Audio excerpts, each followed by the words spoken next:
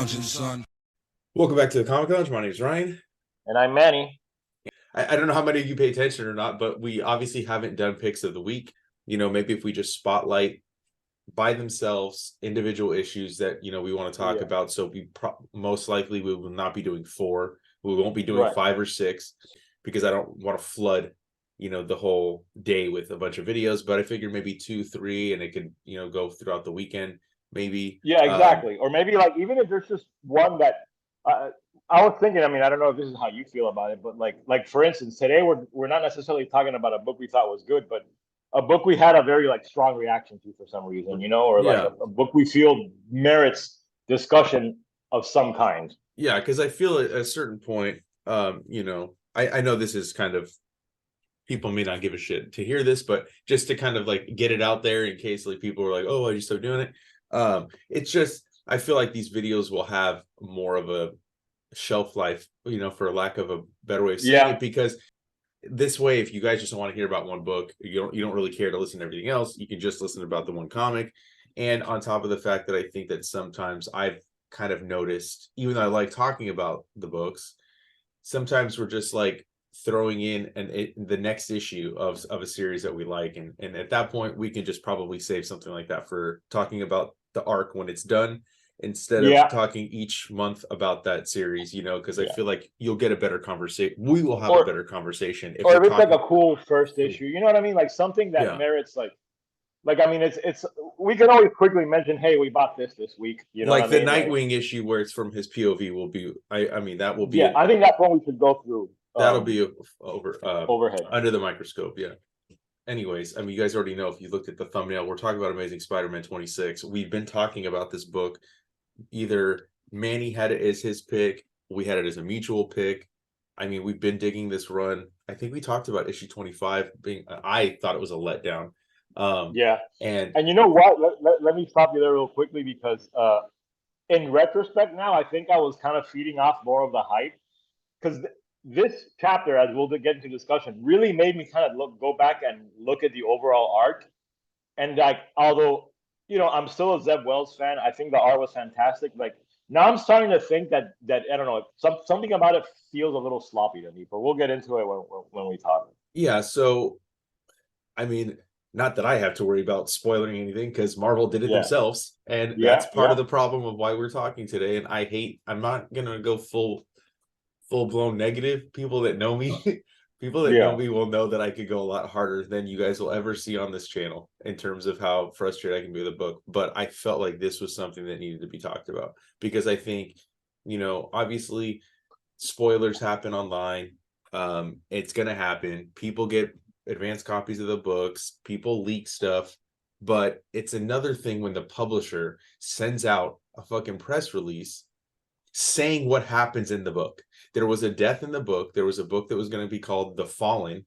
Maybe that's the Captain America one. I don't know. Anyways, it was something fallen hero, whatever. Fallen hero. I think there's like an ad for it in here. Fallen friend.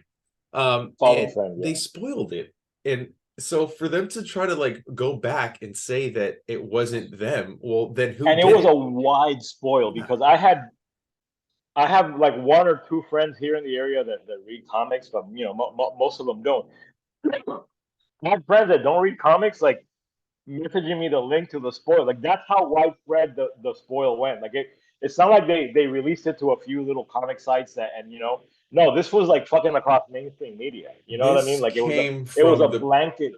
Yeah, I believe it was an Entertainment Weekly piece, which I mean, that's like. But the most egregious thing, though, is that Marvel themselves, my email was from the Marvel PR department saying what happened. And this was like, what, 2-3 weeks before the comic even came out? I'm sorry. It even renders this cover useless. You know what I mean? Like what is a very nicely drawn cover, and like, you know, one shall fall. We already fucking know, dude. You know what I mean? So, it's just, look, I think I told you when I found out, but you didn't know yet who it was, because I think we recorded or something. I don't remember how it happened, but I just looked it up in 2 seconds. I didn't want to tell you, but like, of course you were gonna find out. I would have been spoiled anyway, because it's like literally some of the pieces had it in the fucking headline. You know. So, anyways, let's get it. Kamala Khan is the one that is killed. First of all, I think this feels like editorial. I could be wrong. Let me just get that out of the way. I could be wrong, but this is my opinion as a comic book reader. This feels forced on Zeb Wells. It doesn't seem like this was a part of his overall Spider-Man story he wanted to tell. And the reason it feels that way is because Kamala Khan has been somewhat of a background character in here, trying to, and it comes in here like she's been working for Norman Osborn, and then at some point in this issue, I know I'm jumping forward, but like he realizes like, oh, she wasn't just an intern, she's Miss Marvel. Oh, she was trying to like watch over me. And it's just like, it just felt like it didn't even need to be her. It just felt like, you need to do this. We need her to die for whatever reason, and put her in the book. And it just, I don't know. She's never been a Spider-Man character.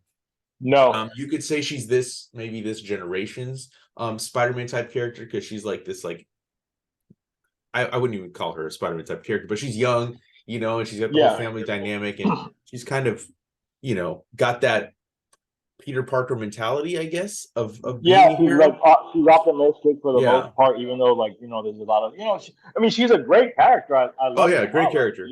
And I just think, first of all, you didn't. She's got a movie coming out too, so I don't get the death.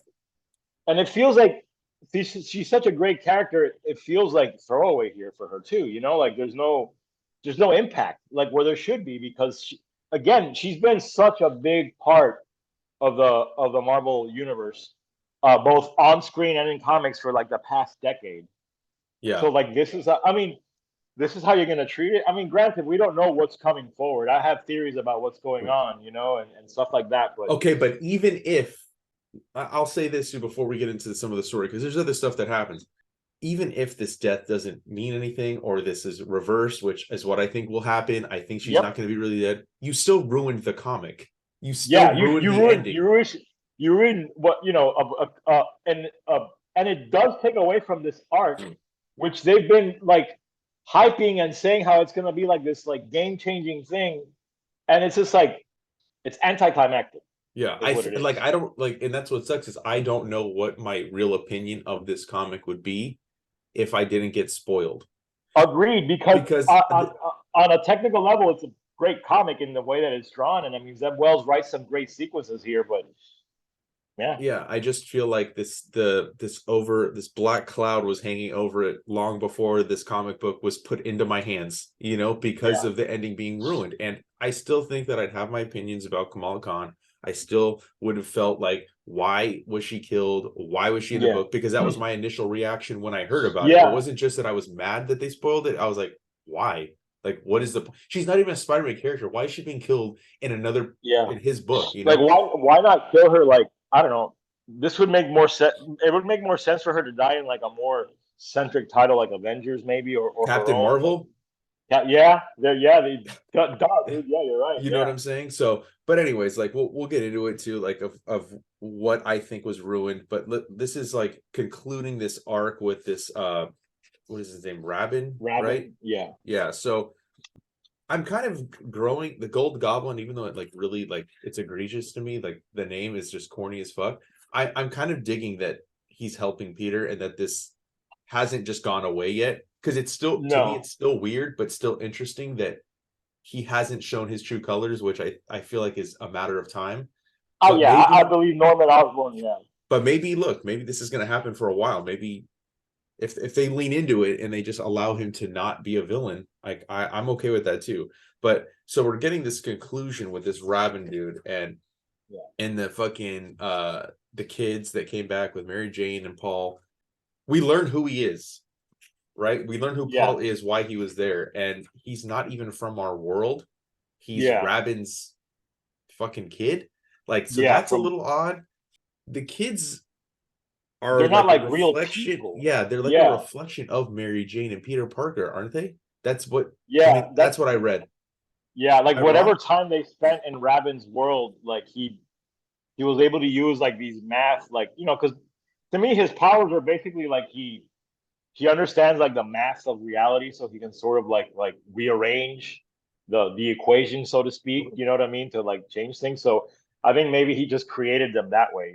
Like not a bad idea, but like again, when I meant by sloppy earlier, and now that we're talking about the issue, I think there's some really fantastic elements in the story, but they're just arranged weird. Yeah, but see, like this is why, like, I may not be a comic book writer, but fuck, I've been reading comic books a long time. And you know what? I think a more interesting thing would have been if Mary Jane was pregnant and those were her kids and they fucking aged differently or something. Right. Or somehow they were just born, like she was already pregnant and like they manifested in that world differently, but it still came from them.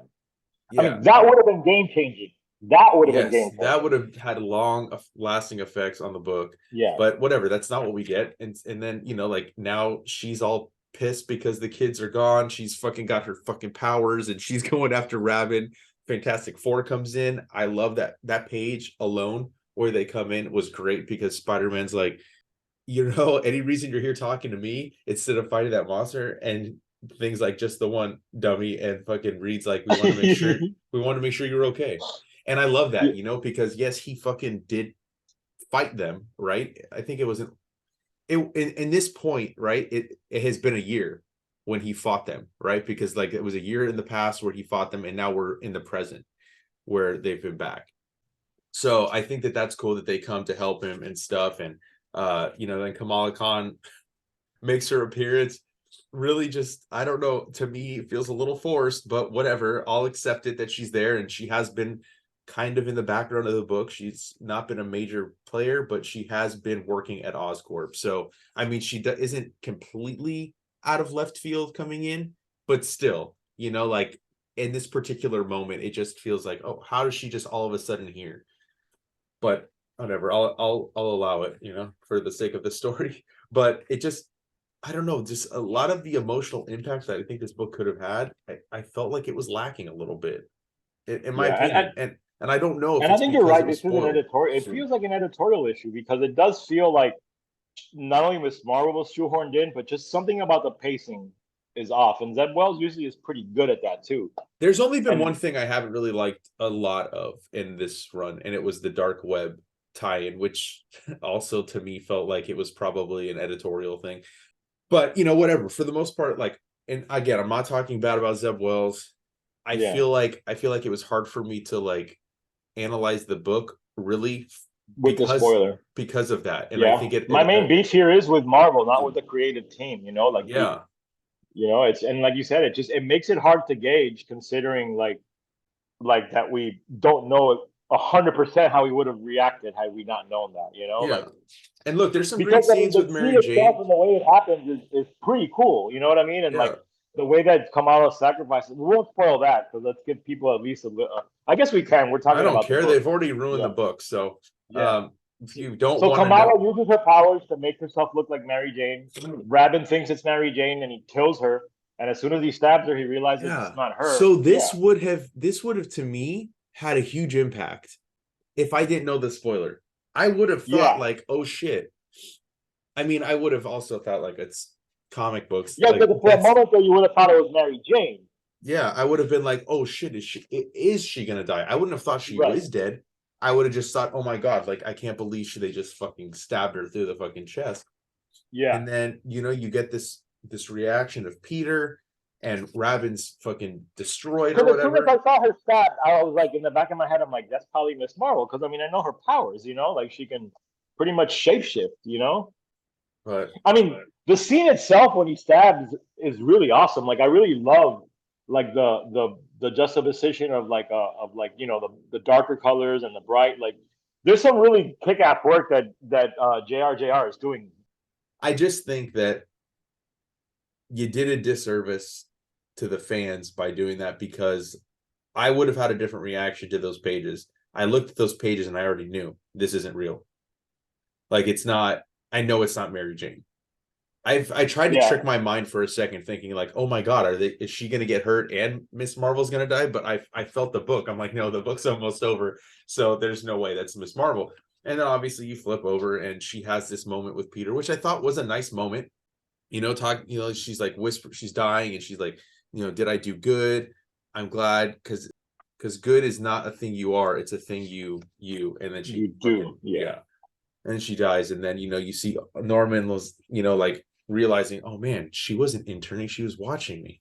and like that was kind of a cool moment, and like that's where I'm kind of torn, because like there is good writing, and this is handled very well in terms of like the aftermath after she gets stabbed. But again, like I don't know, and I don't like this Paul dude. I wish this dude would just fucking go away. Yeah, I think it's a nice sight here, but I'm kind of like, why is she hugging Paul, bro? She should be hugging Peter, bro. Like. Yeah, it's like I don't know, and she kind of compares Paul to Peter in terms of like what he had to, like no. And it's just like I don't like the comparison you're grasping at that point. Like Zeb, come on, bro. Like don't try to compare Mary this Jane's dude. been known Peter a long time. She knows exactly like all the horrible shit he's gone through in his life. I just don't know how you could compare this fucking Paul guy to Peter Parker. But whatever. Again, the art was good, the writing was good.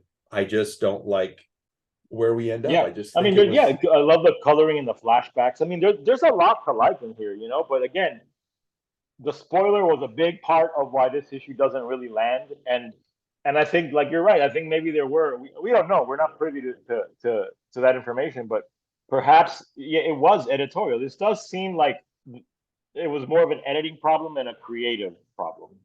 Yeah, like I wish I would have looked up what the FOC date was for Fallen Friend. Yeah. Because I wonder if that's why they did it, like why they let people know. But then again, they could have scheduled that differently, They also could have only told retailers. And then retailers would have ordered accordingly. That actually would have been the smart move, so that retailers, that would have been the most beneficial for the retailer. Okay, so see, it says all will be revealed 5/31. So that's when it was supposed to be revealed, because the cover, I'm looking at Diamond's website right now.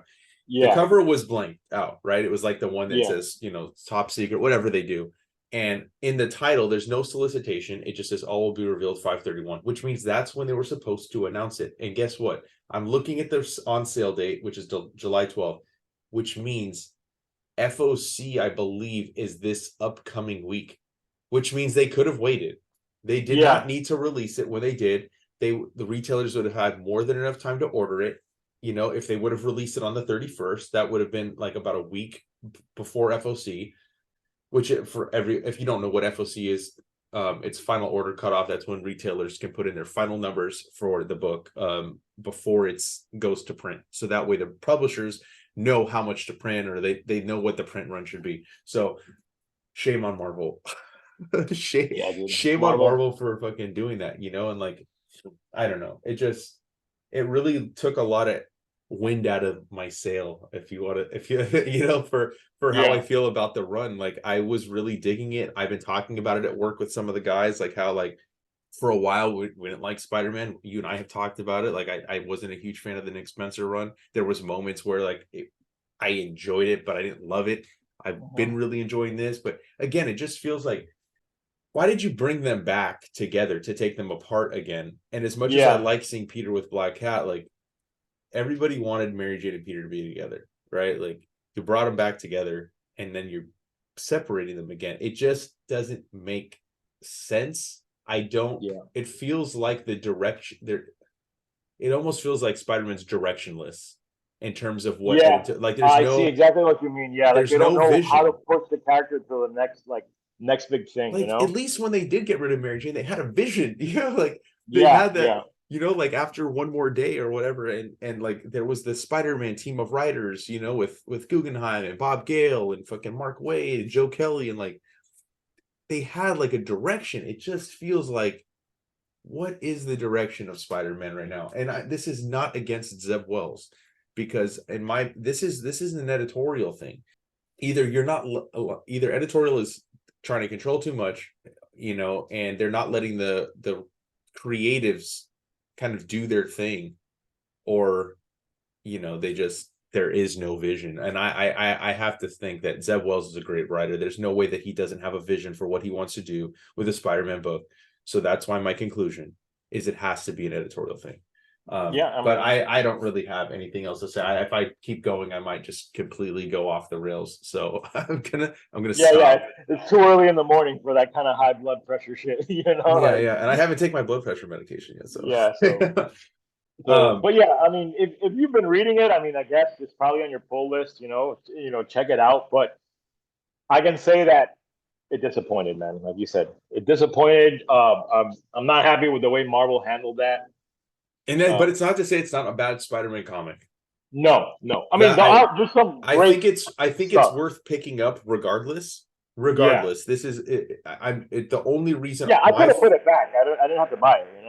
Yeah, no, I didn't just buy it because it's on my pull list. I bought it because I like Spider-Man, and I'm, but yeah. Anyways, that's I think that's all we got for this. Yeah. I would love to hear anybody's comments down below if you guys have picked up the book, what you thought about what Marvel did. Hit us up when we post it on the comments too. Yeah. Let us know. Let's get a discussion going. And make sure you follow us. Manny's links are down below. Comic Lounge links down below. Hit the subscribe button, bell icon, so you're notified every time a new vid goes up. And on that note, we're out. See you next time.